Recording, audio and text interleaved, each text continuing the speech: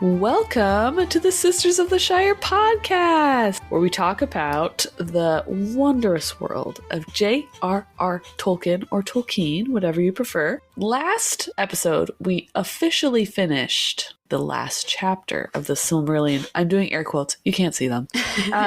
But today, we are covering the section after the end of the air quotes official Silmarillion called I'm gonna butcher it. Ashley tried to help me learn how to pronounce it, and it's Akallabeth.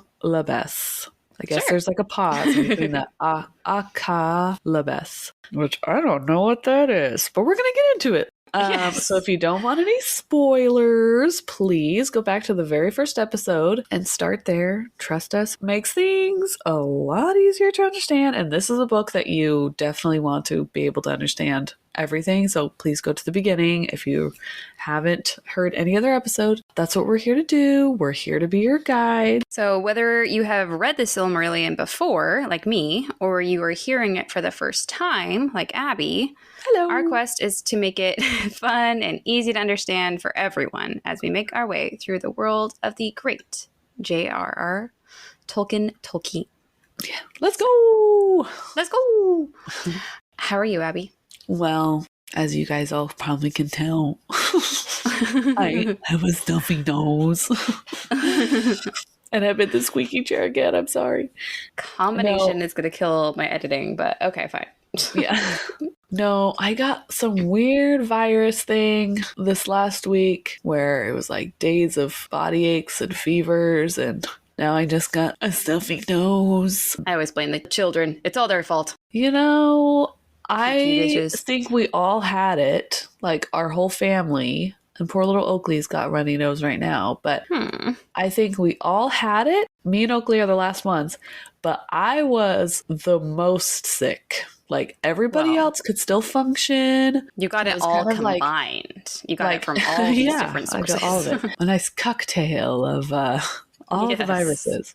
But my two older ones, they never had like a runny nose or anything. Luna has congestion, and then Fox's cough is disgusting. We kind of got it in succession. So like Fox got it, then Luna got it, then Colt got it, then I got it, then Oakley got it. But like for some reason, this dumb virus was like, I'm going to take out the mom of the family the hardest. And I'm going to take her last so she can take care of everyone else first, because that's what we do as moms. I know.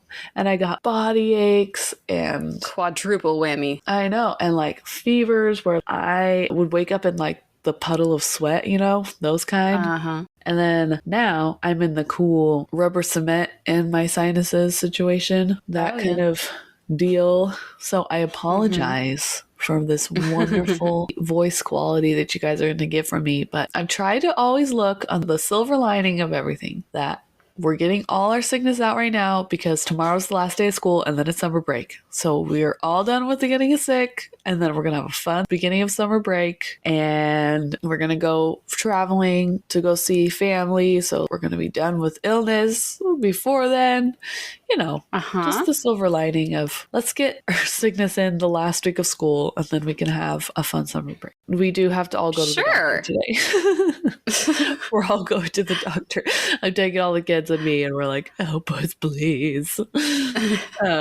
See, you being the optimist and me being the pessimist, I'm like, no, you're not. Like, hey, at least we're done with school where there is a ton of germs. So true. That's my silver lining, is we don't have to deal with that for a little while. But that's good. Yeah, so like I said, tomorrow's the last day of school. I'm so excited. I might be in the minority of parents, but I love when there's no school and my kids are home, because then we have our own schedule, if that makes sense. Like, I don't have to be like, oh, I have to be back at a certain time to go pick up the kids or I'll be late, or we have to wake up at this time to get to school, and you know, so I like it.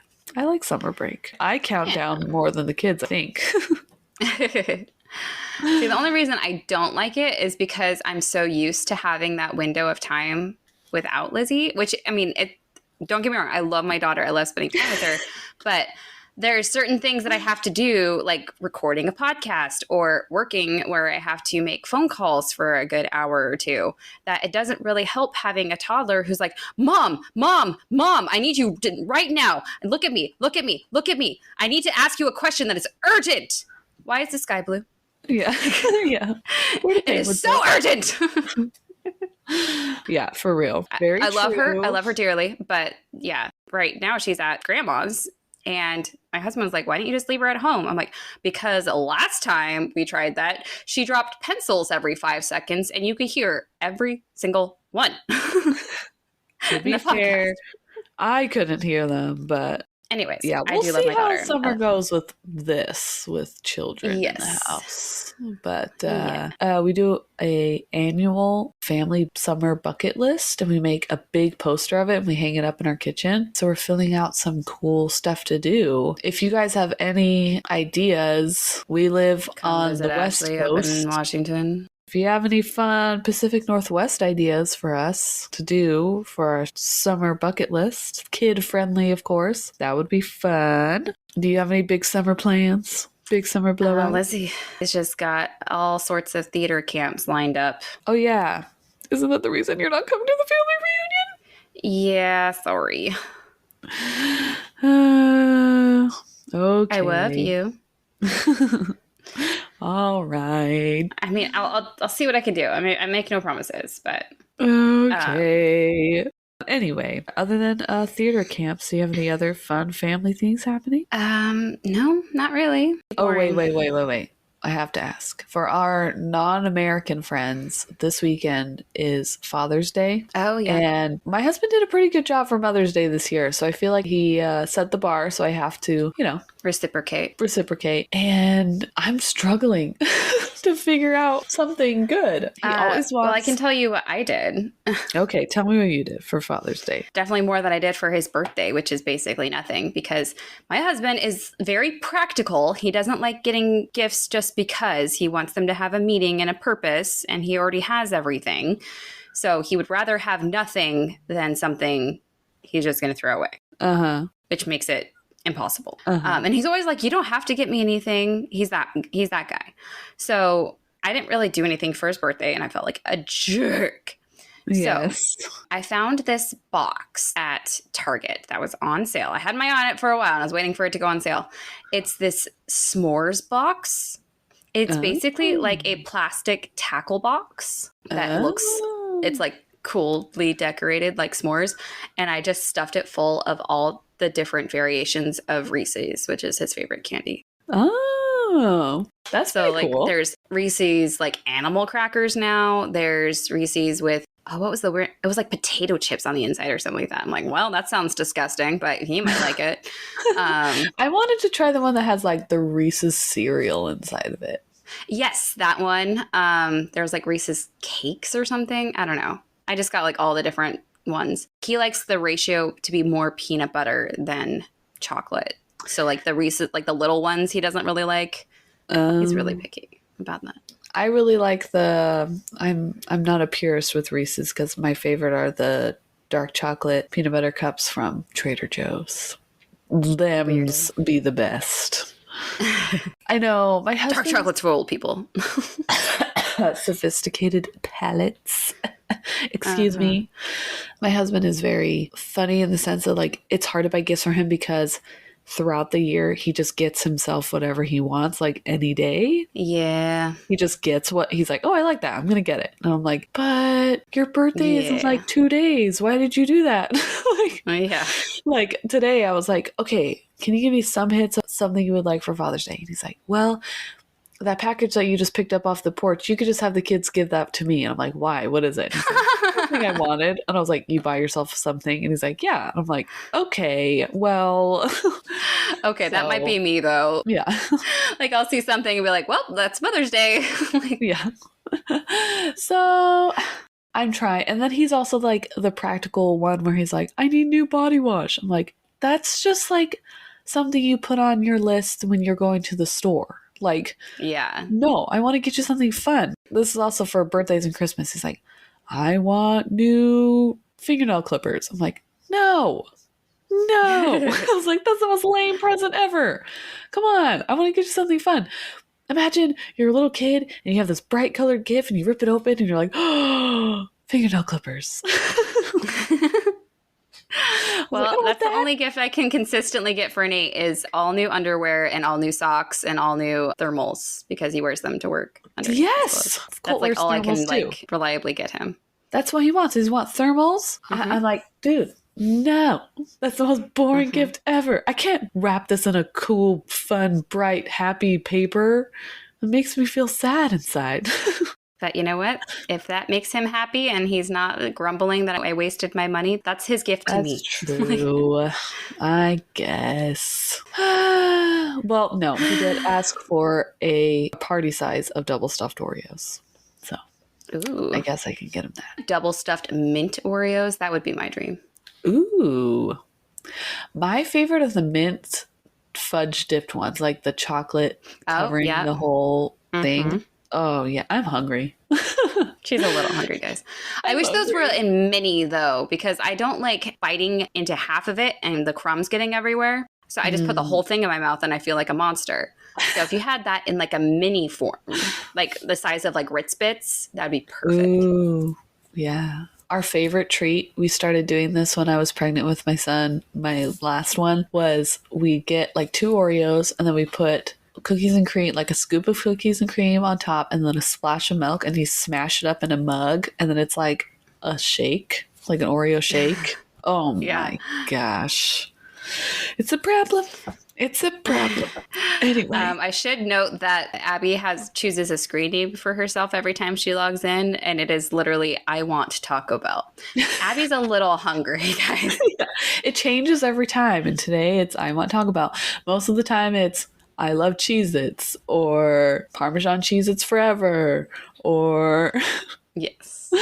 Or the song that you have currently stuck in your head. That's my other favorite. Because we should do that as a segment, is what is Abby's screen name today? Yeah.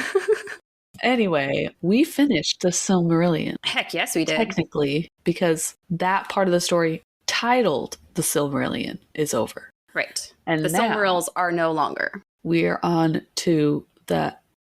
you can do it. You can do it. No. What is it called? Akallabeth. Akallabeth. All right. You told me that there are 2 stories at the end. This is sections. 1 out of 2? Yeah. 2 sections. And does this have a translation of what that name means? We are going to get to that in a minute. But first, how much do you remember of last week? Oof. So we started with the people of Middle-earth. I lost a lot of brain cells due to fever.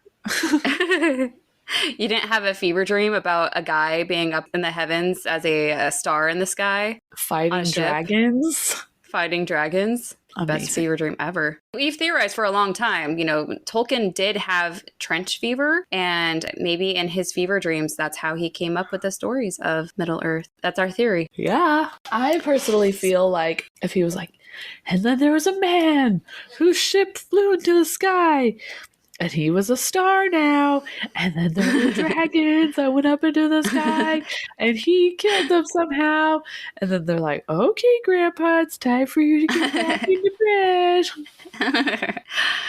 bed. Well, the people of Middle-earth saw this new star, and were like, ooh, good times are coming, people. Because things pretty much suck now. And that is when the Valar were starting to prepare for battle with their Valinor elves at their side, the Vanyar, or the Hollywood elite, as we like to call them, and the Noldor, the ones that didn't follow Fëanor, including his brother Finarfin, who happens to be Galadriel's dad, and the Teleri, who only joined to be the boat taxis because they have trust issues.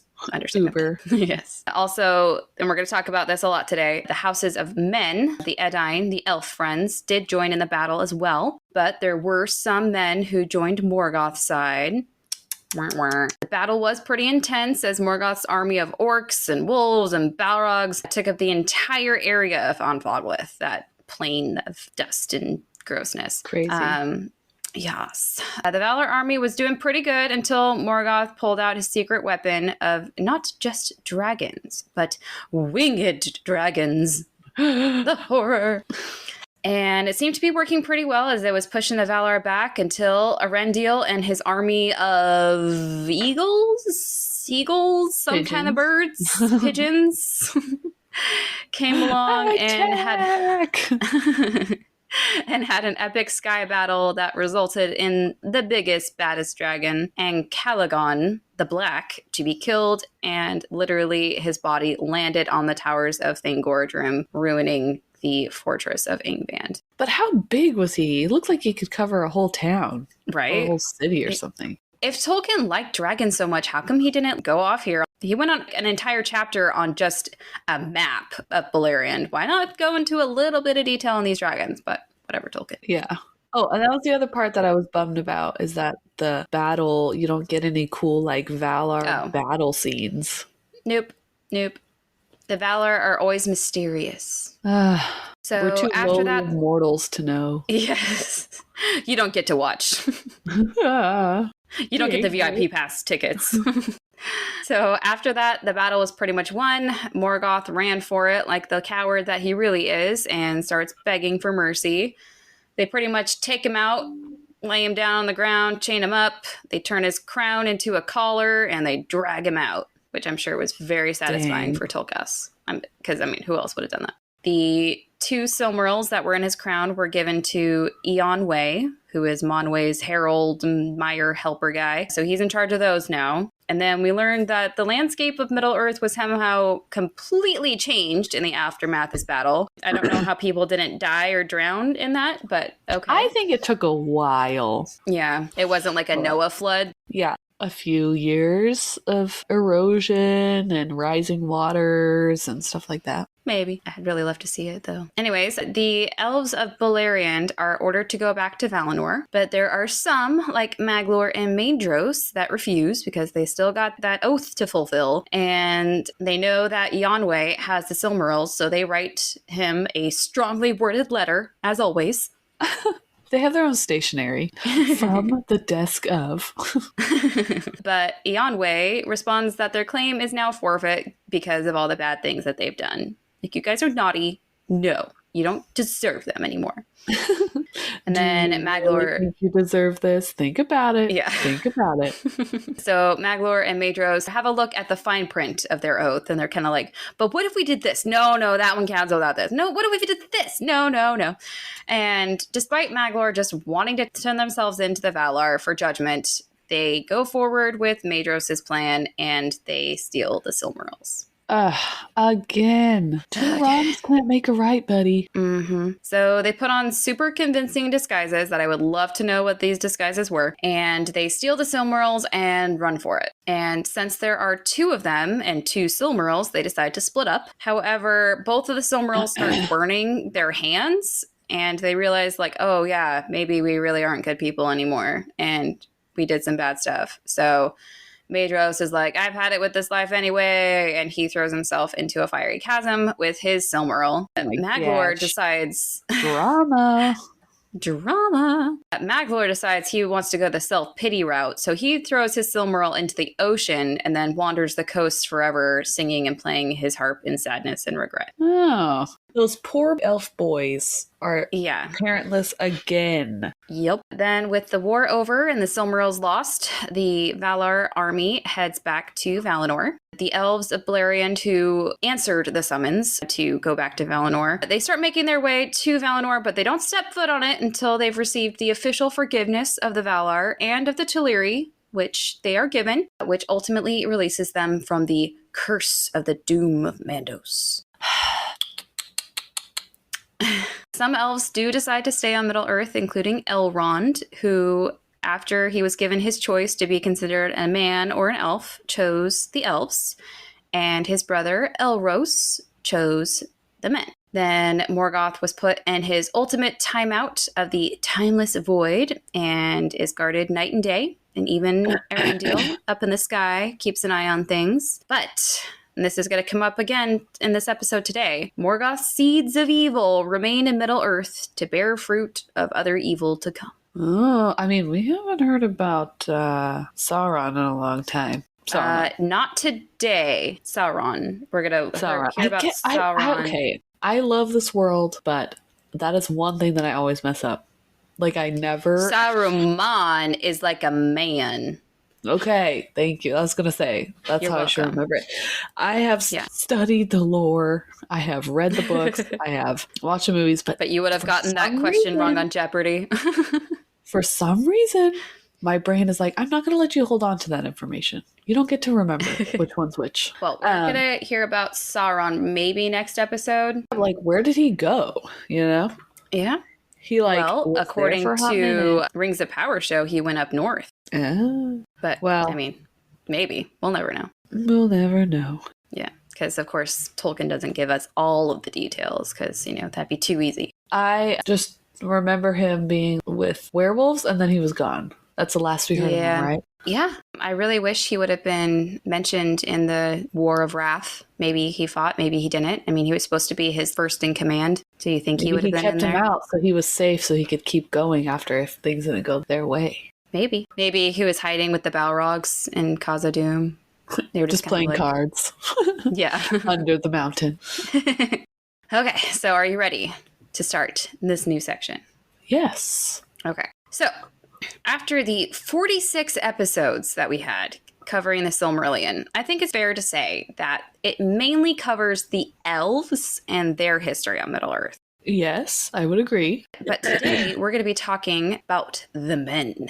The mortal men. The sad ones. Yes. The ones that got picked on. Yes. Oh my gosh. Just you wait. Okay, so the section that we're starting is called the Akallabeth, or as you asked what it stands for, the Downfallen. Oh, another cool nickname. Yes. So I just want to put a disclaimer out there right now that there is a book called The Downfall of NUMENOR. I've never read it, so I am putting the information that I'm giving to you about this section only about this section. I'm not going to be referencing that book at all. I haven't read it. We're just going solely off of this section and what we know from the Silmarillion. Are we going to read it? Maybe. If people vote for it. We've had a very equal voting, and it's driving me crazy. Like, can't you guys just choose one? Yeah. Anyways, after doing the tiniest amount of research looking into this book, it is 320 pages long, while the section in the back of the Silmarillion is only 29 pages long. Oh. So I would love to read it one day about how they're expanding 29 pages into 320. I also found out that it actually was not edited by Christopher Tolkien, like many of J.R.R. Tolkien's posthumous books are, but by a guy named Brian Sibley. I don't know what to make of that, but I just thought I'd put it out there that that's why we're not going super into it. But I also was curious where this story came from, because, I mean, the Silmarillion is already kind of hard to keep track of in your brain because it's literally Tolkien's random thoughts over the years that poor Christopher, his son, had to put in some kind of order and compilation. And then there's this section, it just kind of comes out of nowhere. Yeah. But I did find over at my favorite website ever, the Encyclopedia of Arda, quote, a reference to the ultimate origins of Akallabeth is in a note included in the commentary for The Drowning of Anudune, which is another name for Numenor, in Volume 9 of the History of Middle-earth. In reality, the ultimate origins of the tale lay in a discussion between Tolkien and C.S. Lewis. Oh. Lewis's space travel novels, starting out with Out of the Silent Planet, which I've never heard of or read, ultimately arose from this. And it was intended that Tolkien would create a story of time travel at the same time. That story, The Lost Road, was never completed, but some of its fundamental features, including the character of Elendil and the downfallen island kingdom, went on to evolve into the tale of the downfall of Numenor. Huh. So this was like another book he was writing, and then he's like, oh, I'll just make it meld into this. Yes. So that's why it's a little complicated. But I love this fact that C.S. Lewis and Tolkien, I mean, I already love the fact that they were friends, but the fact that they were like, okay, we're going to start new books. What's yours about? Mine's about space travel. What's yours about? Oh, mine's about time travel. And then apparently Lewis went forward with it, and Tolkien was like, yeah, I can't do time travel, which I can't even imagine Tolkien doing a time travel book. I just can't. He didn't write anything else, did he, out of the world of Middle-earth? What do you mean? Like, He didn't publish any books that were not in related to Middle Earth. I'm not sure because there's other books that I've heard of. I've never actually looked into them, but there's one about like a knight, Sir Gawain or something like that. And there's another one about like a farmer or something. Huh. So maybe. But what I love about Tolkien versus C.S. Lewis, because honestly, because Lizzie was in that Narnia musical, we actually just started reading The Lion, the Witch, and the Wardrobe, is I love that Tolkien is so consistent with his world. It's like that video I posted of that girl. You know, you can't have a gas lamppost in that kind of a world. That doesn't make any sense. A witch that knows what Turkish delight is. There's just a lot of inconsistencies in C.S. Lewis's world versus Middle Earth, which I feel is very consistent. Yes. So the fact of a time travel book, like, I just can't even fathom it. Yeah. Yeah. So with all that being said, let's start the Akallabeth. Let's go. This is mainly about the history of men. So it first does a kind of review of the history of men. It's been a while since their story was told, and it wasn't as detailed as the elves were, so it's kind of understandable that we want to brush up on the backstory of these guys. Uh-huh. So the race of men awoke on the other side of the mountains, away from everyone else in Beleriand. And while the Valar knew they were coming soon, they weren't like ready and waiting to greet them the moment they awoke. They forgot about them, remember? Were we supposed to do something today? Yeah. Yeah, it slipped my mind. Let's go have brunch. Yeah. In fact, these servants of Morgoth found the race of men long before the Valar even realized the men were awake. And then they were like afraid of the Valar Yes. that went and came and actually was like, Yes. hey, remember us? And they're like, oh, are you going to torture us again? Yes. And this first meeting of the race of men with Morgoth would kind of instill a sort of dark stain or tinge on the race of men that would last lifetimes. Quote, they fell swiftly under his, Morgoth's, dominion, for he sent his emissaries among them, and they listened to his evil and cunning words, and they worshipped the darkness, and yet feared it. So I feel like Tolkien wrote men in the sense that they're weak in mortality, body, and mental. Like, they're easy to persuade and they're easy to like, oh, you want riches? And they're like, okay. Like, yeah. I mean, he's not wrong. yeah, he's playing to what he knows. Yeah. But it's so sad. They were a blank slate, just naive, newly born babies. And the first influence they receive is from Morgoth. But as you might remember, there were some who didn't want that life. So they left their homelands and their kin, all for the rumor of a land in the west, quote, which the shadow could not dim. So there were some good ones. Yeah. Which makes me wonder who they heard this rumor from. Like, there were random elves that would wander from Beleriand over the mountains, so maybe they heard it from them. Maybe they had a visit from the Valar. Who knows? The servants of Morgoth were not happy with these non-obedient dissenters, and they did not make the journey easy for them, pursuing them and chasing them until these men managed to escape into Beleriand. Okay. Now, if you remember, the first group of men that Finrod had met in the woods would be the men of Beor. Remember, he kind of just like, ooh, what are those things? And then he played music and woke them up, and it was a whole thing. He pulls out his guitar. This is wonderful. And then later, the second group would be the House of Haleth, led by the bad woman, Haleth, who kicked butt and was really strong for her people. She went into the woods without asking for directions first, but she was ultimately a good person. And then the final third group, the House of Hodor, from whom would eventually descend, I don't know, some names you might recognize, you know, Húrin, Túrin, Húr, Túr, and eventually, you know, Arendil. just those guys. Just those guys. And as we know, it was Arendil's journey to Valinor that led the Valar to gather an army to once and for all defeat Morgoth in the War of Wrath. Okay. And it is in this battle that, quote, the Edain, the good houses of men, alone of the kindreds of men fought for the Valar, whereas many others fought for Morgoth.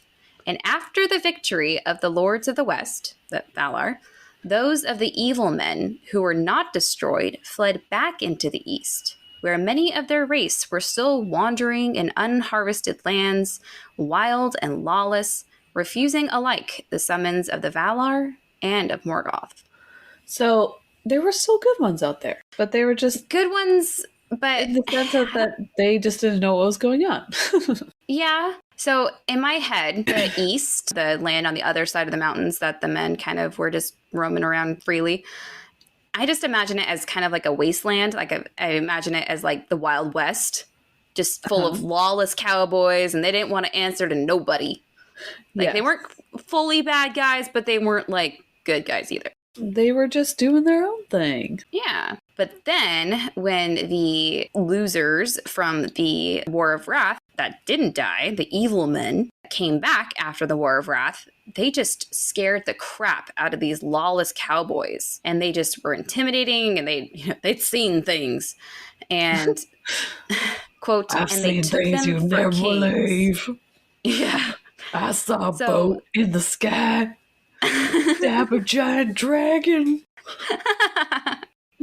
So these lawless cowboys have now taken these evil men for kings. And the men of the East, all kinds of corrupted now. The Valar decide, you know what, let's just give up on these guys. You know, they never answered one of our letters. They refused all of our gift baskets. And now they decide that these guys, these loser friends of Morgoth, are now their kings after all the things we tried doing for them. Just fine. But you know what? The men of the East are really going to regret that decision. Yes. Shocking, I know. Because they, quote, dwelt in darkness and were troubled by many evil things that Morgoth had devised in the days of his dominion. Demons and dragons and misshapen beasts and the unclean orcs that are mockeries of the children of Iluvatar. So, scary things. Scary things. But it's funny, like, these guys are on your side and you're still tormenting them. Yeah. And then I like it. This quote here. And a lot of men was unhappy. That's funny. Well, go figure. You make choices and you got to live with them. It sounds very like caveman. And yeah. We were not happy. Not we happy. Were sad. We has a sad. So when the War of Wrath was over, Morgoth is put in his forever timeout in the Timeless Void. You know, one would hope that the lives for the races of men would only get better, right? Like the bad guys gone. Yeah? No! Let's remember again how the Silmarillion ended. Quote, yet the seeds that he had planted, Morgoth, still grew and sprouted, bearing evil fruit if any would tend them. He's playing damage is done. Seeds game. Are planted. And not all of Morgoth's servants died in the War of Wrath. And since Morgoth's life goal was pretty simple, basically dominate all Middle Earth, make life for the inhabitants miserable, you know, it's a pretty easy slogan. The servants that survived... awful again. Yeah. The servants... Oh my gosh, that needs to be a campaign sticker immediately. The servants that survived did their best to carry out that goal even after Morgoth left. So orcs and bad men and maybe Sauron's out there doing something sneaky. Yes. The Valar know this is all happening. And so they're going to come up with a plan. Okay, here's what we're going to do. You elves that are stayed on Middle Earth, we are inviting you, quote unquote, inviting, more like instructed, you to return to Valinor. You come home right this instant, young man. Yeah. You are grounded. On one hand, it could be like to protect them. You know, we don't want any more of the Eldar being sad, being tormented by anything. But the man's is sad. But we gotta have our favorite children are the elves, Abby. So we gotta keep them happy. The pretty ones. But also, on the other hand, I was thinking it because I'm the pessimist. Like maybe it's to keep a closer eye on them, like making sure no one else, like no Fëanors happen or anything else bad. Yeah. So the elves that returned decided to stay on the Isle of Erisea, which is the island just off the coast of Valinor that Olmo and Osei were using as the ferry. The main city of this island is called Avalone. And if you were sailing to Valinor, the Tower of Avalone is the first thing you would see. So it's kind of like its beacon. Oh, like a not lighthouse. Yes. Now, in regards to what they're going to do about the men, especially the Edain, because they fought for the Valar, they are going to be rewarded. Oh. They did a good job. They get gold stars. So Eonwë, remember that's Manwë's assistant herald guy, he comes to the Edain and, quote, taught them, and they were given wisdom and power and life more enduring than any others of mortal race have possessed. Oh, okay. So that's the Edain, some mysteries from my. We're gonna answer those in a second. So the Edain are basically given an upgrade. Like they're now smarter, stronger, and they live longer. Whoa. They leveled up. So they are also given their own island. Man, it pays to be good. It pays to do good things. So Osei, the water mire, just, raises up a piece of land. Like, there's an island here now. I could do that the whole time, but I only decided to do it now. Yeah. Now, this island is located between Valinor and Middle-earth in that sea there. And it is slightly closer to Valinor. Why? It doesn't say. But, so it's a new island, quote, not the fairy island. Correct. Okay. Quote, it was established by Aule and enriched by Yavanna, and the Eldar brought thither flowers and fountains out of Tol Eressëa. So Aule's like building it all up all nice, and Yavanna's like, I'm gonna make it really like fertile and really plentiful here, and the Eldar are decorating it with flowers and fountains, and they're just decorating everything and getting it all ready for the Edain's arrival. They've got to make it all perfect. Cute. And when it is all ready to go, somehow they send a signal to Eärendil to shine a bit brighter than normal. Remember, he's already a star, but right now he's a really shiny star. And Spotlight. And this is supposed to be like a signal to the Edain and a kind of guide to lead them to this new island. Oh, fancy. Yes. They're getting the red carpet treatment. Yeah. Quote, then the Edain set sail upon the deep waters, following the star. And the Valar laid a peace upon the sea for many days, and sent sunlight and a sailing wind, so that the waters glittered before the eyes of the Edain like rippling glass, and the foam flew like snow before the stems of their ships. Beautiful. I love how much thought they're putting into this gift for the Edain. Like a custom-made island, all new housing, all new furnishings, decorated with the finest the Valar and the elves had to offer. Then they make sure Osei behaves and doesn't make any waves or storms. Manwë gives them his best wind. Olmo adds a little glitter to the water along their voyage. Yeah. But on the other hand, again, my pessimistic brain goes, it's either super thoughtful or they really thought the Edain couldn't make it unless the journey was like super easy. Like, yeah. Come on, you stupid men. Like, they all of the pretty water. They have helmets on. Life jackets. Yeah. But on the other hand, they probably didn't have a lot of sailing experience, so I kind of get it, but I just also kind of think that's funny too. Like, follow the pretty star. Land like, here. You can do it. Come on. Yeah. They're like, ooh, pretty star. So, brace yourself for a land with a ton of names, of course, because that's how. But I'll lay them out here in a second. Quote, and setting their course towards it, the star that is Eärendil, the Edain came at last over leagues of sea and saw afar the land that was prepared for them.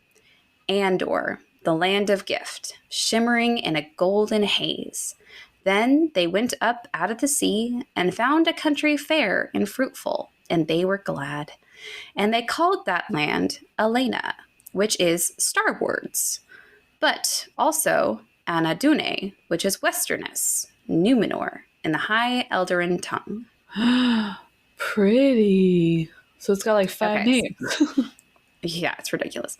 But just to break it down, the Valar first call it Andor, or the Land of Gift, which is in Eldar Quenya. Then the Edain, because they don't know that it was previously named, there wasn't like a sign or anything, they call it Elena, or Star Wards. And I'm understanding it might sound like I'm saying Star Wars. I'm saying Star Wards, like towards the stars, which is also a Quenya Eldar term. Then Anadune, which means westerness, which I couldn't really find a ton of information on. Just like the western area. Apparently that's in like Numenorian, like what their language is going to be. And then Numenor means land of the west, which is in Quenya. Oh. But then, of course, the Sindar. Oh, yeah.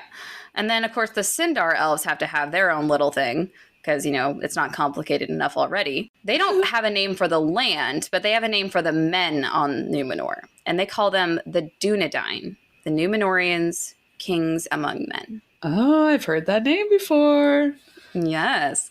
And I was trying to remember the exact quote from the scene, but of course my girl Eowyn, like she says, these men of the Dunedain were blessed with long life. They didn't have any sickness on Numenor, so they could live a long time, but they were still mortal and could eventually die. From like a wound or something. Or just old age. Yeah. So, because they still had their upgrade of being smarter, stronger, and living longer, they were considered closer to elves than to men. Oh, lucky. Lucky. Quote, they were tall, taller than the tallest of the sons of Middle-earth, and the light of their eyes was like the bright stars. But their numbers increased only slowly in the land, for though daughters and sons were born to them, fairer than their fathers, yet their children were few. Oh, sad. So, interesting detail to add there, Tolkien. Like, are you saying in their wisdom, perhaps they invented birth control or something? Like, we're going to decide when we have these children. Or maybe their children, they were like weirdly infertile, or it was hard for them to have kids. You only get one, and then you're going to appreciate that one, okay? Yeah. I've seen other parents not doing a great job. You guys only get one, okay? Yeah. So, anyways, enough about the upgrades that Edain got. Let's hear about the land of Numenor. Are you ready for this? Island of Numenor? Island. Is it an island? Land. Okay. It's an island. Yeah, sorry. So, Numenor is kind of shaped like a star. Awesome. Yes. Or like Patrick from SpongeBob. With the main haven or harbor of Numenor being on the western coast facing Valinor, or using our star visual, like the top left arm is this main haven harbor. This harbor is called Anduniae, or sunset, because it literally faces the sunset. Cool. And then in the very middle of this star-shaped island of Numenor, there was a tall and steep mountain called the Meneltarma, or Pillar of Heaven. The Pillar of Heaven. Mm-hmm. Now, it's unclear whether or not the Numenorians did this or if it was pre-installed by the Valar, but, quote, upon it, the mountain of Meneltarma, was a high place that was hallowed to Eru Iluvatar. At the feet of the mountain were built the tombs of the kings, and upon a hill was Armenelos, fairest of cities, and there stood the tower and the citadel that was raised by Elros, son of Erendiel, whom the Valar appointed to be the first king of the Dunedain. So, but he wasn't fully mortal, was he? He chose to be a man. Oh, that's right. He chose to be a mortal man. Mm-hmm. So he is the first king where's of Numenor. Elrond in all this? He's still on Middle-earth with Gil-galad. How old is this guy supposed to be? Elros? Yeah. I can look it up, but it doesn't say. Okay. So they were 6 when they were kidnapped. I know that. Yeah. But let's see what else. Let's just say like 20s. 32. Oh gosh, they changed the... So if he was born... Oh gosh, they changed the ages, so it's hard to say. When does the first age? Like first age, born 532, but then from second age, you're 32. I don't know what that means. Let's just say he's in his 30s. Sure. Okay. So that's actually where I'm going to leave you today, with the description of the Edyne and the first king of Numenor being named. So I thought that Elrond's brother was never going to do anything, but he did something cool. Oh, yeah. And we're going to hear a bit more about him tomorrow, but I just thought this was a good stopping point. I'm not going to spoil of where I think this is going, like the other connections to the Dunedain and everything, because I want to set it up to being a cool reveal, but I'm excited. Yes. I've always wanted to know more about it because, like, when I was watching the Rings of Power show, and they're like, it's Numenor. And I'm like, whoa, what is that? Yeah. Yeah. Whoa. So, yeah. I don't know what that is. Yes. And I feel like they did a very good job portraying the feel of Numenor, where it's advanced. It's like an advanced society. They have lots of prosperity there. There's lots of pretty things. It's very well established. Didn't seem like there was like a slum, you know, it was just like a very successful city. But we're going to find out later what happened between the elves and the men on Numenor. Because in the Rings of Power, that was a big deal. Friends. Yeah. So we're going to find out why. Okay. In the next few chapters. Well, thank you for teaching me today. You're welcome. So follow us on Instagram at Sisters of the Shire Podcast. Join our Patreon and become a patron at patreon.com/Sisters of the Shire Podcast. You could join our Dan, who is a dwarf friend of the Shire, and Chris Shane, who is an elf friend of the Shire. Nice. Please be sure to rate us on whatever platform you listen to your podcasts on. I did notice we had a few new ratings on Apple and Spotify. Thank you. And Amazing. We have hit just over 5,800 plays overall, which I think is pretty cool. That's nuts. I know. That's a big number. Yes. And also the rankings of countries have gone all over the place with an increase in numbers lately. Do you want to hear? Like we said, this is the only time we'll allow a country overtaking another country. Oh, it happened. Countries were overthrown, my friend. Okay. All right. So here's the breakdown. So the U.S., of course, is in the top. Sorry, that's just how things go. USA. It is at America. It's at 56%. Oh. Germany is now at 14%. It's gone down quite a bit. Oh. Australia is at 8%. The UK has gone up, actually. It's now at 5%. Canada is at 2%. Okay. Sweden, 2%. Awesome. Israel, 2%. Thank you, Dan. Slovenia at 1%. Cool. And there used to be this country, I don't know if you've heard of it. It was named Belgium, but that has been taken over. Oh, no. Dethroned. Now we have Norway and Austria at 1%. Oh, nice. Get it, Austria. Good job, Norway. Oh, yeah. So that's actually all I got for the day. So, well, I'm excited to learn more next time. Yes. That's something I've always been curious about. Yeah. Well, until next week, I've been Ashley. And I'm Abby. And we've been the Sisters of the Shire podcast. And we're so glad you're here. Tell your friends about us. We love it. And we'll see you next time. Bye. Bye.